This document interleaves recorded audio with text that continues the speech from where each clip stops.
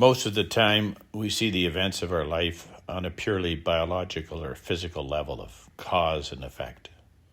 A causes B, B causes C. And we plan our reaction, our response to these events using the tools and strategies we know best. We function like Joseph, who is confronted with an impossible situation and is searching for a solution. And he comes up with a variety of solutions, all of which are more or less noble. Joseph's plan is the best he can come up with using all his resources. But then God takes the initiative and speaks to Joseph's heart in and with a dream. The dream is an image of a different and infinitely more profound spiritual life. First, he tells Joseph not to be afraid. Then he invites him to abandon his own plan and follow a new dream. It is at this moment, the moment when Joseph sees the seed of God in the depths of this event, that he becomes a father and participates in the greatest event in the history of salvation. This dream of Joseph and the faith it stirred up in him tells us that there's always something more, that the loving plan of God is operating in things, in all things. We run the risk of looking at things only on the surface and fail to see the invisible, that which is hidden. Each one of us can participate in great things when we surrender to the invisible, to what we cannot see with our human eyes.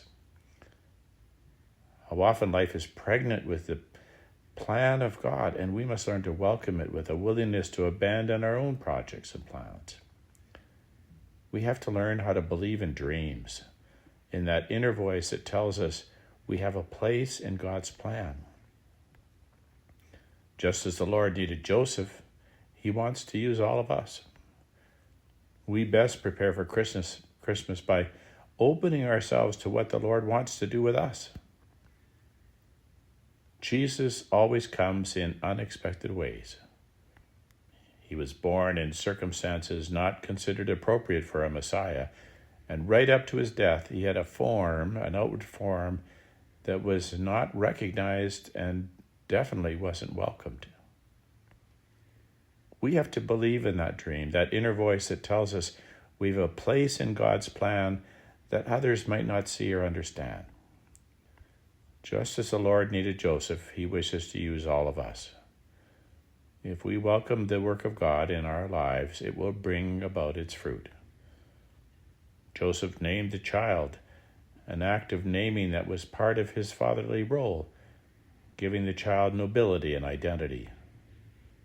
We too have the role of telling the new generation that they are salvation, that they are the handiwork of God, to praise kids, grandkids, nephews, nieces, pointing out their goodness, pointing out their nobility, pointing out the wonderful world that they can fashion for their neighbors, their sisters and brothers. To welcome, nourish, and protect the work of God, this is what all of us are called to do. And along the way, we remind ourselves, God saves us not in the way we think, but in the way God thinks, according to his wonderful plan of love.